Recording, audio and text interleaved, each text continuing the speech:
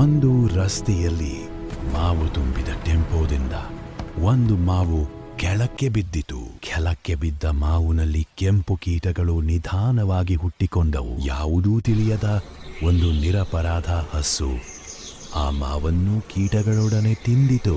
ಹಸುವಿನ ದೇಹ ನಡುಗಿತು. ಉಸಿರು ಕಷ್ಟವಾಗಿ ಅದು ನೆಲಕ್ಕೆ ಬಿತ್ತು. ಭಯಗೊಂಡ ಹಳ್ಳಿಯವರು ಹಸುವನ್ನು ತಕ್ಷಣ ನಗರ ಆಸ್ಪತ್ರೆಗೆ ಕರೆದೊಯ್ದರು. ಆ ಕ್ಷಣದಲ್ಲಿ ಹಸುವಿನ ದೇಹ ಕೆಂಪು ವಜ್ರಗಳಂತೆ ಮಿನುಗಿತು. ಬಹಳ ಸಮಯದ ನಂತರ ಹಸು ನಿಧಾನವಾಗಿ ಕಣ್ಣು ತೆರೆದಿತು.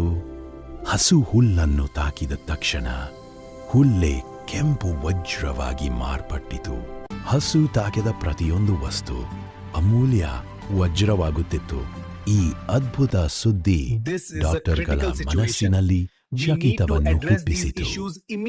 ನಂತರ ಸರ್ಕಾರಿ ವೈದ್ಯರು ಕುಟುಂಬಸ್ಥರಿಗೆ ಹಣವನ್ನು ಕೊಟ್ಟು ಹಸುವನ್ನು ಚಿಕಿತ್ಸೆಗಾಗಿ ಕರೆದೊಯ್ದರು. ವೈದ್ಯರು ಹಸುವಿನ ಹೊಟ್ಟೆಯಲ್ಲಿ ಇದ ವಜ್ರವನ್ನು ಉತ್ಪತ್ತಿ ಮಾಡುತ್ತಿದ್ದ ಮೊಟ್ಟೆಯನ್ನು ತೆಗೆದರು. ಇನ್ನು ಉಳಿದ ಮೊಟ್ಟೆಯನ್ನು ನಂತರ ತೆಗೆಯುವ ಉದ್ದೇಶದಿಂದ ಹಸುವನ್ನು ಬಂಧಿಸಿದರು.